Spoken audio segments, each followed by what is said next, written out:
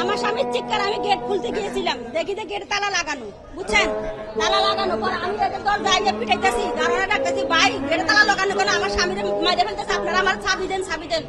আমি গেট কিন্তু ভিতর গেটের ছিটকানি লাগানো, ভিতরে ছিটকানি লাগানো। পরে আমি আবার একবার গেটের সামনে আসি, আমার সামনে চিৎকার, আমি একবার গেটের সামনে আসি, আমার মেয়ে ওদিকে যায়, আমার দরজা পিটাই, এরপর আমার মেয়ে রোয়া নিয়ে আসে গেটের তালা ভাঙতে আসে।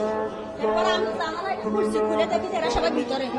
ওনার ছেলে বড়টা আগে বের হয়ে আসছে, আমি ওরা ধাক্কা মেরে ওনার ভিতর থেকে হাত ধরে টাইনে বার বেড়ে নিয়ে আসছি। উনি বলে আমার মানে কি হয়েছে, আমার মানে ভাবি কি হয়েছে? আমি বলি কি হয়েছে মানে আপনি কি আমার আজারে শুনতে পাচ্ছেন না? বাইরে আমার জামাইরে মারি লেগেছে, আপনার বের তালা দিলেন কেন?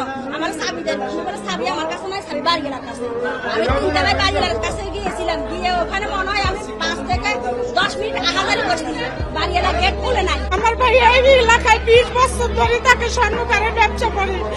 গেটের সামনে আসছে, গেটটা খুললে আমার বইনি ছোট মেয়ে আঙ্কেল আর আমার বাবারে মাইরেন না, আর বাবারে মাইরেন না আঙ্কেল, আপনারা আমার বাবারে মাইরেন না আঙ্কেল, গেট খোলেন, আমার বাবারে আমরা দেখি আনি।